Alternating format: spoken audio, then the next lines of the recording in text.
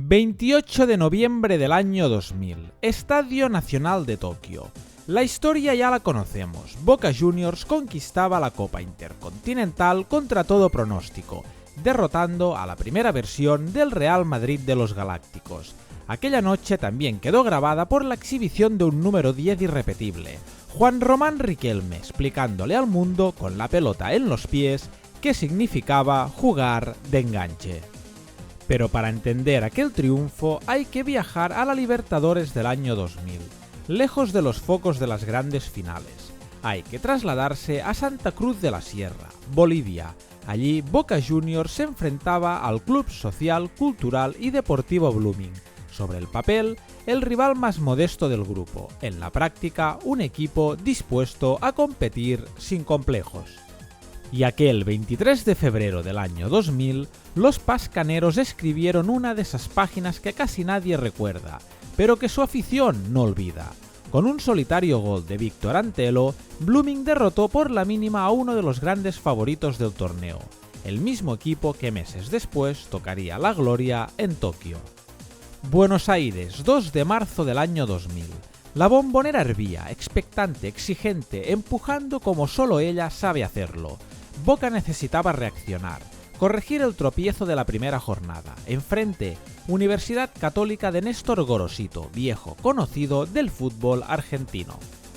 Fue un partido tenso, cargado de nervios, de miradas al reloj y respiraciones contenidas, pero esta vez el desenlace sonrió al equipo azul y oro.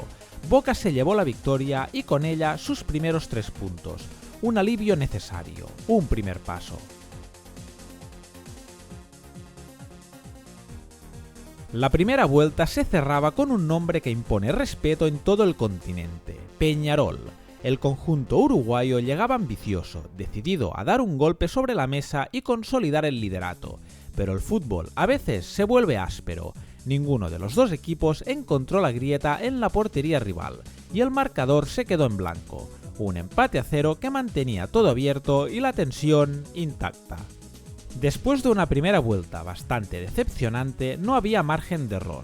Para el equipo dirigido por un clásico del fútbol argentino, Carlos Bianchi, ya no había espacio para más tropiezos. Boca debía ganar sí o sí los 3 partidos restantes. La primera final fue ante Blooming, y no hubo discusión. Boca Juniors pasó por encima con un contundente 6-1, una noche inspiradísima de Alfredo Moreno, autor de 5 goles. Una exhibición necesaria, una declaración de intenciones. La segunda final elevaba aún más la exigencia, ya que Peñarol también había cumplido. Boca estaba obligado a lograr algo grande en territorio chileno, y lo hizo, aunque no sin sufrimiento. En el minuto 20, Mario Núñez adelantó a Universidad Católica y sembró la duda en el equipo del barrio de La Boca, pero apareció el carácter y la inspiración de Antonio Barijo por partida doble y Bermúdez. La última jornada llegaba con el primer puesto en juego. Boca partía con un punto de ventaja sobre Peñarol, que no había pasado del empate frente al incómodo Blooming. Los bolivianos, además, también llegaban vivos, con opciones reales de clasificación. Y como venía siendo costumbre, Boca volvió a caminar sobre el alambre. Antonio Pacheco, ex del Albacete, Español y Alavés, adelantó a Peñarol y obligó a remar de nuevo. Hubo que esperar hasta el minuto 52 para que otro viejo conocido de la Liga Española, Rodolfo Arruabarrena, calmara a la Bombonera con el empate. Luego llegaron los golpes definitivos. Marchán en el 61 y Barijo en el 85 sellaron la victoria y el pase a la siguiente ronda como primeros de grupo. Boca seguía con vida, y cuando Boca sobrevive, la historia suele empezar a escribirse en mayúsculas. 16 equipos, 16 historias persiguiendo un mismo sueño, la Copa Libertadores. Club América, América de Cali, Atlético Mineiro, Atlético Paranaense, El Nacional, Rosario Central, Corinthians, Nacional, Bolívar, Atlas, Junior de Barranquilla, Peñarol, Palmeiras, Cerro Porteño, River Plate y Boca Juniors, el continente entero comprimido en una sola ambición. En octavos de final, el destino cruzó a Boca con el Nacional, un histórico del fútbol ecuatoriano, y la eliminatoria estuvo a la altura. En Quito, la altura impuso su ley, 0-0.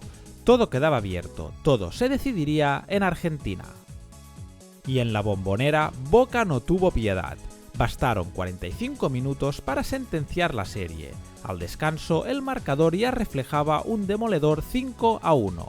El conjunto de los puros criollos intentó añadir emoción con los goles de Quintero y Maldonado, pero la suerte estaba echada. Boca Juniors avanzaba con autoridad, era equipo de cuartos de final, y el sueño continental seguía tomando forma, paso a paso, partido a partido. Y no había eliminatoria más deseada. Xeneises contra Millonarios, Bosteros frente a Gallinas, Boca contra River, Riquelme contra Aimar. Uno de los enfrentamientos más intensos y viscerales del fútbol mundial iba a decidir qué equipo sería semifinalista de la Copa Libertadores del año 2000.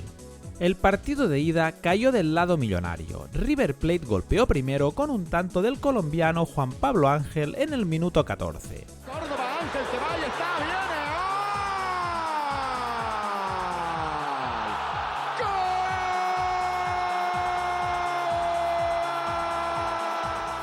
¡Gol! Juan Román Riquelme, el astro de Boca, devolvió la igualdad en el 30. Así va Riquelme, se adelanta el divino. Va Riquelme.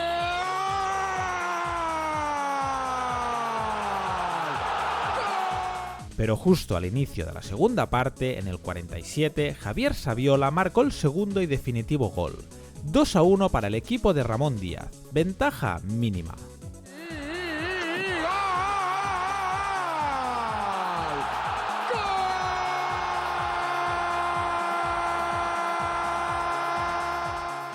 ...24 de mayo del año 2000... Buenos Aires amaneció diferente. No era un día cualquiera. Boca y River se reencontraban en la Bombonera para jugarse el pase a semifinales. Al descanso, Boca estaba eliminado. El reloj corría en contra, la presión era asfixiante. Pero entonces llegaron los momentos que definen las leyendas. Delgado en el 59. Arranca Román, sigue Román, va a marcar Lombardi, sigue Román, Berizzo que no puede, este es Román, sí, Román, viene el Chero, gol, gol.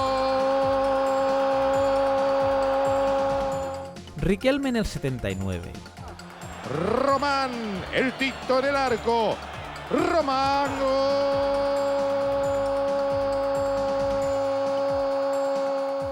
Y Martín Palermo en el 94. Martín, se la va a dar, no quiere hacer Martín, lo va a hacer Martín, golazo de Martín, gol. 3 golpes, 3 rugidos, un 3-0 que eliminaba al eterno rival y convertía la Bombonera en un volcán. Aquella noche, Boca no solo ganó un partido, aquella noche Boca presentó su candidatura para levantar la Copa Libertadores. Y ya solo quedaban 4, 2 eliminatorias, 2 duelos de gigantes. En un lado, un clásico eterno del fútbol brasileño, Corinthians contra Palmeiras. En el otro, Boca Juniors frente al poderoso Club América. En el partido de ida, Boca parecía dejar la eliminatoria prácticamente sentenciada con un contundente 4-1. Pero la Copa Libertadores nunca concede nada sin trabajo.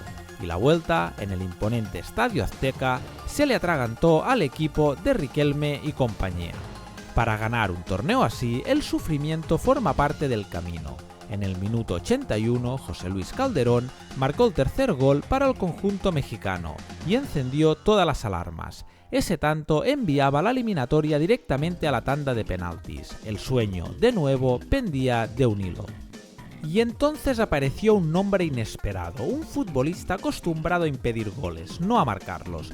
Walter Samuel se puso el traje de héroe y en el minuto 83 firmó el gol que devolvía la calma, un tanto que clasificaba a Boca Juniors para la final de la Copa Libertadores, una final que el club no pisaba desde 1979. Viene el centro, el cabezazo, Samuel, ¡gol!